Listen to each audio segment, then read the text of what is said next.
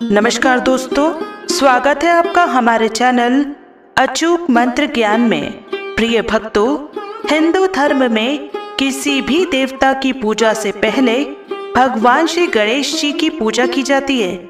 भगवान गणेश ज्ञान के देवता हैं और उनकी पूजा अर्चना करने से किसी भी बाधा को आसानी से दूर करने में उनकी मदद मिलती है। किंतु गणेश भगवान की पूजा एवं मंत्रों का जाप नहीं किया जाए तो उनकी पूजा कभी भी संपन्न नहीं मानी जाती। इसलिए आज हम आपको भगवान गणेश का एक ऐसा मंत्र सुनाने वाले हैं जिससे जो भी व्यक्ति इस छोटे से मंत्र को पूरी श्रद्धा के साथ उसका मंत्र श्रवण करता है तो उसके जीवन में बदलाव होना निश्चित ही संभव है।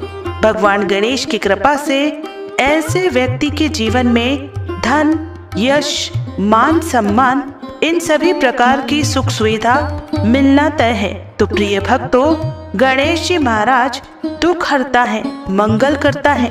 भगवान गणेश जी महाराज अपने भक्तों को कभी भी निराश नहीं करते। प्रिय भक्तों, गणेश जी महाराज का यह मंत्र आपको श्रवण करने से आपके घर में शुद्ध वातावरण और चिंता और कलेश का विनाश होता है। तो प्रिय भक्तों, बस आपको इस मंत्र को अपने घर या दुकान पर अपने मोबाइल फोन में चलाकर श्रवण करना है। और अगर आप भी गणेश जी महाराज की कृपा अपने और अपने संपूर्ण परिवार पर पाना चाहते हैं तो हमारे चैनल अचूक मंत्र ज्ञान को सब्सक्राइब करके वीडियो को दिल से एक लाइक करके कमेंट में जय श्री गणेश अवश्य लिखें, जिससे गणेश जी महाराज के चरणों में आप सभी प्रिय भक्तों की हाजिरी अवश्य ही लग जाएगी। तो प्रिय भक्तों, गणेश जी महाराज का महामंत्र इस प्रकार है।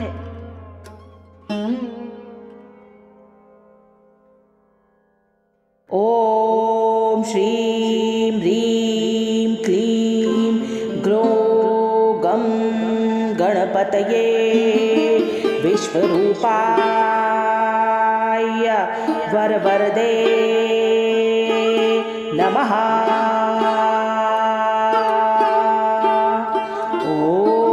ओम श्रीं ह्रीं क्लीं ग्लौं गं गणपतये विश्वरूपाय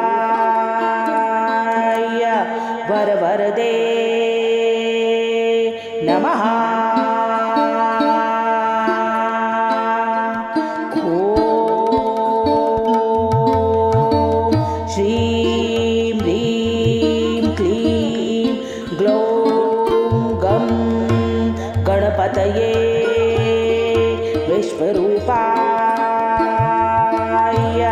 वरवरदे नमः। ओम श्रीं ह्रीं क्लीं ग्लौं गं गणपतये विश्वरूपाय वरवरदे नमः।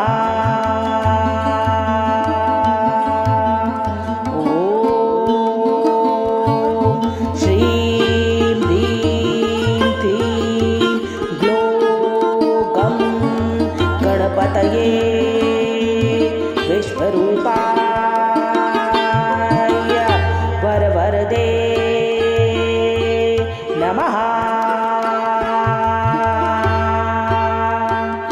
ओम श्रीं ह्रीं क्लीं ग्लौं गं गणपतये विश्वरूपाय वरवरदे नमः। ओम श्रीं ह्रीं क्लीं ग्लौं गं गणपतये विश्वरूपाय वरवरदे नमः। ओम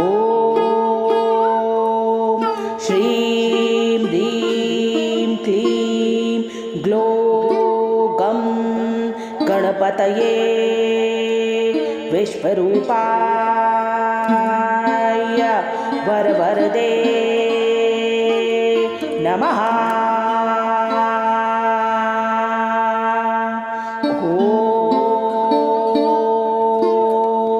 श्रीं ह्रीं क्लीं ग्लौं गं गणपतये विश्वरूपाय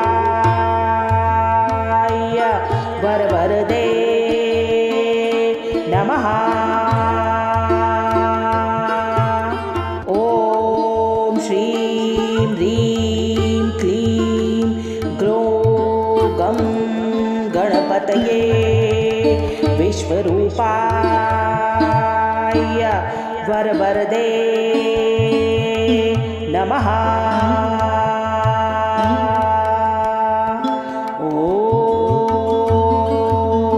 श्रीं ह्रीं क्लीं ग्लौं गं गणपतये विश्वरूपाय वरवरदे नमः। ॐ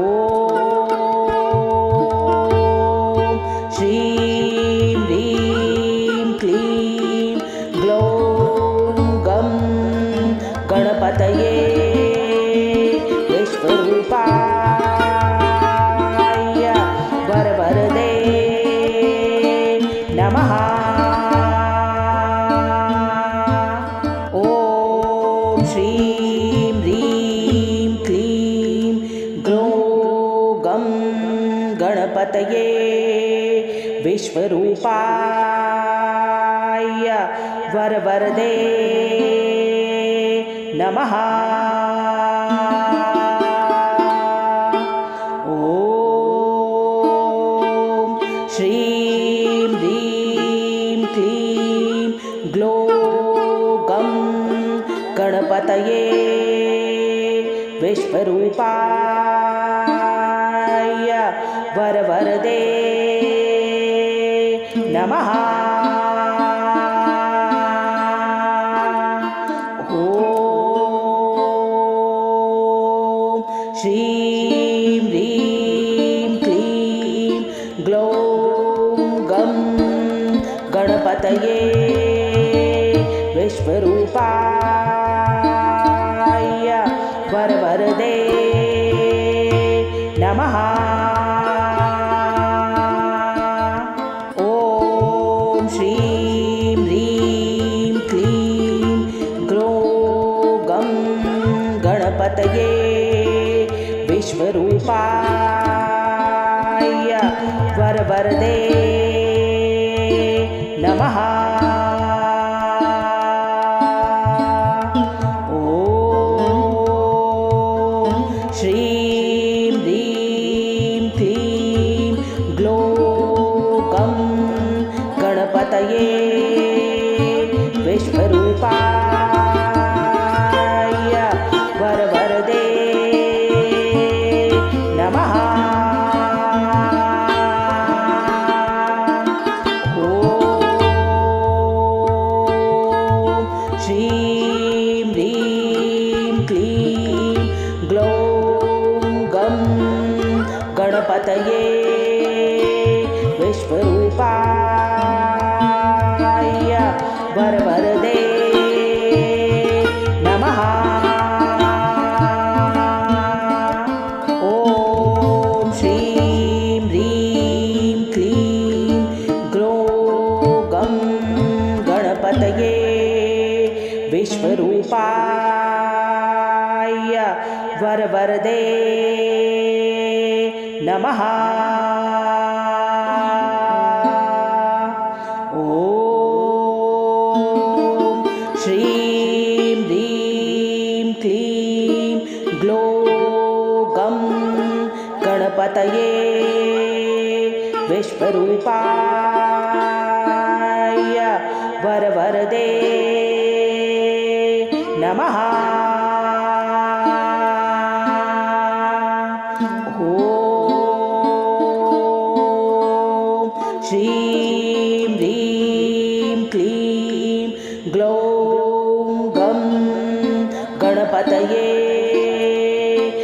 विश्वरूपाय वरवरदे नमः। ॐ श्रीं ह्रीं क्लीं ग्लौं गं गणपतये विश्वरूपाय वरवरदे नमः। ॐ श्रीं ह्रीं क्लीं ग्लौं गं गणपतये विश्वरूपाय वरवरदे नमः।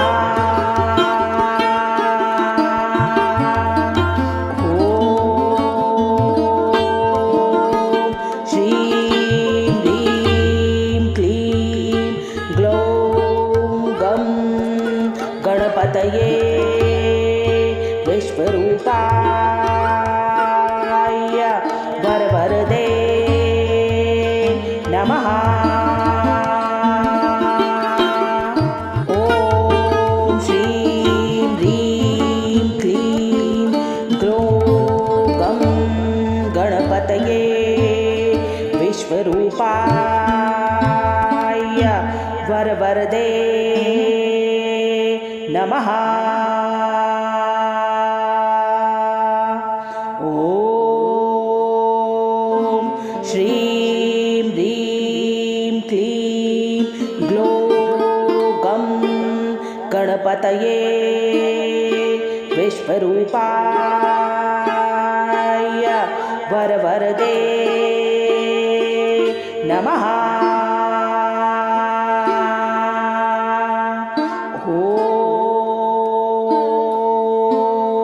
श्रीं ह्रीं क्लीं ग्लौं गं गणपतये विश्वरूपाय वरवरदे नमः। ॐ श्रीं ह्रीं क्लीं ग्लौं गं गणपतये विश्वरूपाय वरवरदे नमः।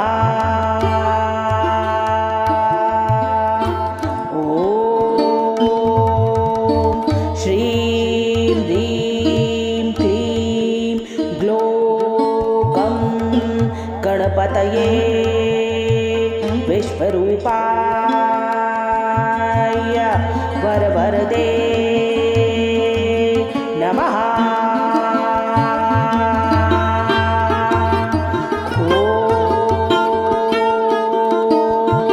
श्रीं ह्रीं क्लीं ग्लौं गं गणपतये विश्वरूपाय वरवरदे नमः।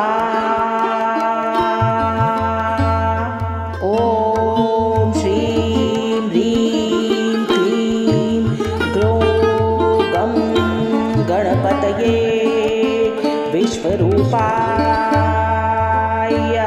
वरवरदे नमः। ॐ श्रीं ह्रीं क्लीं ग्लौं गं गणपतये विश्वरूपाय वरवरदे नमः। ॐ श्रीं ह्रीं क्लीं ग्लौं गं गणपतये विश्वरूपाय वरवरदे नमः।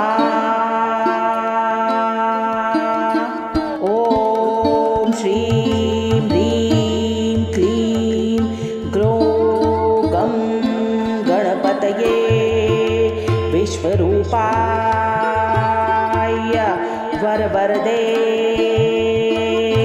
नमः। ॐ श्रीं ह्रीं क्लीं ग्लौं गणपतये विश्वरूपाय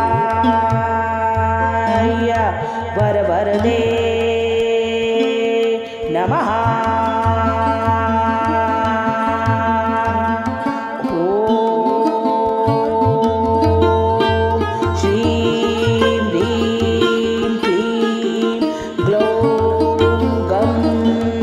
गणपतये विश्वरूपाय वरवरदे नमः। ॐ श्रीं ह्रीं क्लीं ग्लौं गणपतये विश्वरूपाय वरवरदे नमः। ॐ श्रीं ह्रीं क्लीं ग्लौं गणपतये विश्वरूपाय वरवरदे नमः।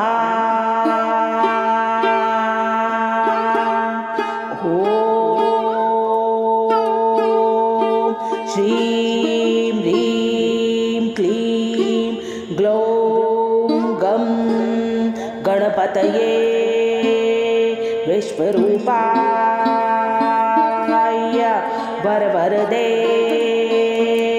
नमः। ॐ श्रीं ह्रीं क्लीं ग्लौं गणपतये विश्वरूपाय वरवरदे नमः। ॐ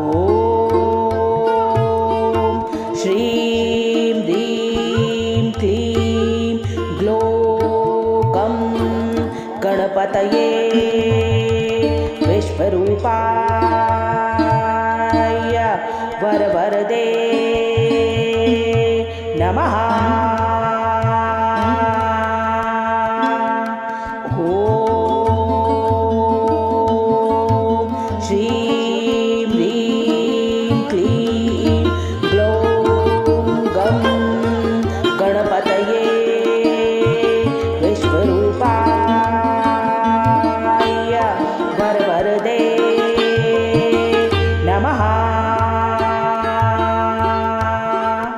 ॐ श्रीं ह्रीं क्लीं ग्लौं गणपतये विश्वरूपाय वरवरदे नमः। ॐ श्रीं ह्रीं क्लीं ग्लौं गणपतये विश्वरूपाय वरवरदे नमः। ॐ श्रीं ह्रीं क्लीं ग्लौं गणपतये विश्वरूपाय वरवरदे नमः।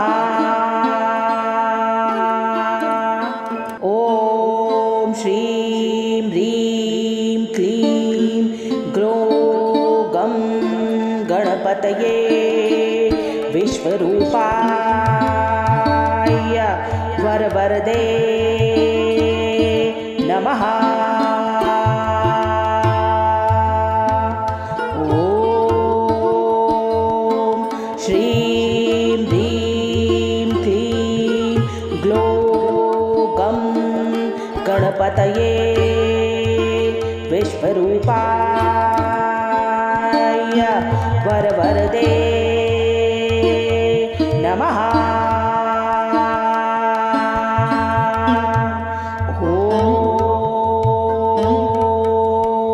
श्रीं ह्रीं क्लीं ग्लौं गं गणपतये विश्वरूपाय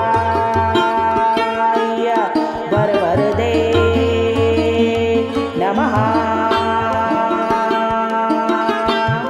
ॐ श्रीं ह्रीं क्लीं ग्लौं गं गणपतये विश्वरूपाय वरवरदे नमः। ॐ श्रीं ह्रीं क्लीं ग्लौं गं गणपतये विश्वरूपाय वरवरदे नमः। ॐ श्रीं ह्रीं क्लीं ग्लौं गं गणपतये विश्वरूपाय वरवरदे नमः। ॐ श्रीं ह्रीं क्लीं ग्लौं गं गणपतये विश्वरूपाय वरवरदे नमः। ॐ श्रीं ह्रीं क्लीं ग्लौं गं गणपतये विश्वरूपाय वरवरदे नमः। ॐ श्रीं ह्रीं क्लीं ग्लौं गं गणपतये विश्वरूपाय वरवरदे नमः। ॐ श्रीं ह्रीं क्लीं ग्लौं गं गणपतये विश्वरूपाय वरवरदे नमः। ॐ श्रीं ह्रीं क्लीं ग्लौं गं गणपतये विश्वरूपाय वरवरदे नमः। ॐ श्रीं ह्रीं क्लीं ग्लौं गं गणपतये विश्वरूपाय वरवरदे नमः। ॐ श्रीं ह्रीं क्लीं ग्लौं गं गणपतये विश्वरूपाय वरवरदे नमः। ॐ श्रीं ह्रीं क्लीं ग्लौं गं गणपतये विश्वरूपाय वरवरदे नमः। ॐ श्रीं ह्रीं क्लीं ग्लौं गं गणपतये गणपतये विश्वरूपाय वरवरदे नमः। ॐ श्रीं ह्रीं क्लीं ग्लौं गं गणपतये विश्वरूपाय वरवरदे नमः। ॐ श्रीं ह्रीं क्लीं ग्लौं गं गणपतये विश्वरूपाय वरवरदे नमः। ॐ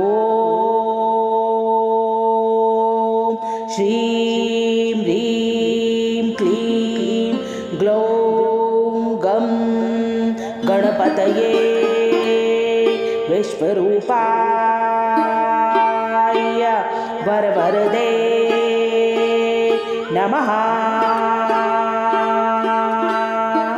ॐ श्रीं ह्रीं क्लीं ग्लौं गं गणपतये विश्वरूपाय वरवरदे नमः। ॐ श्रीं ह्रीं क्लीं ग्लौं गं गणपतये विश्वरूपाय वरवरदे नमः। ॐ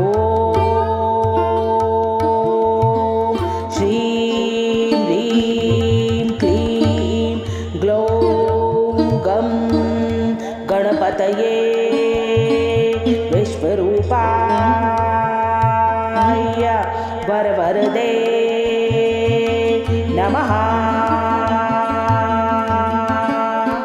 ॐ श्रीं ह्रीं क्लीं ग्लौं गं गणपतये विश्वरूपाय वरवरदे नमः। ॐ श्रीं ह्रीं क्लीं ग्लौं गं गणपतये विश्वरूपाय वरवरदे नमः। ॐ श्रीं ह्रीं क्लीं ग्लौं गं गणपतये विश्वरूपाय वरवरदे नमः।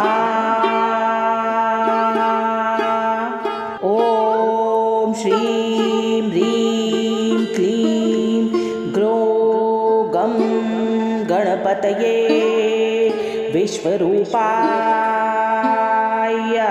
वरवरदे नमः। ॐ श्रीं ह्रीं क्लीं ग्लौं गं गणपतये विश्वरूपाय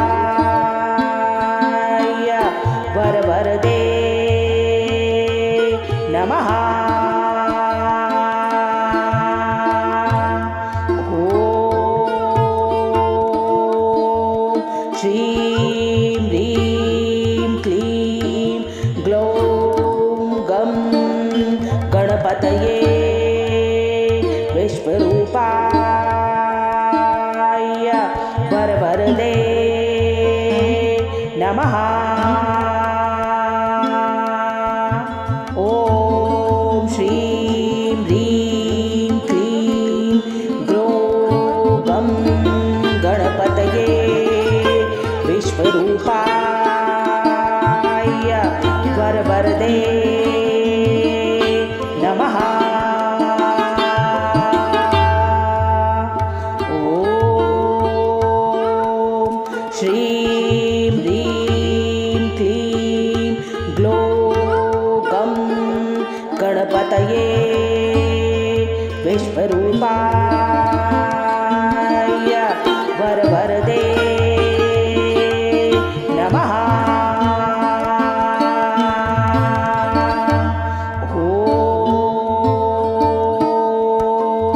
श्रीं ह्रीं क्लीं ग्लौं गं गणपतये विश्वरूपाय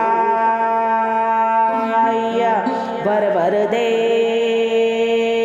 नमः। ॐ श्रीं ह्रीं क्लीं ग्लौं गं गणपतये विश्वरूपाय वरवरदे नमः।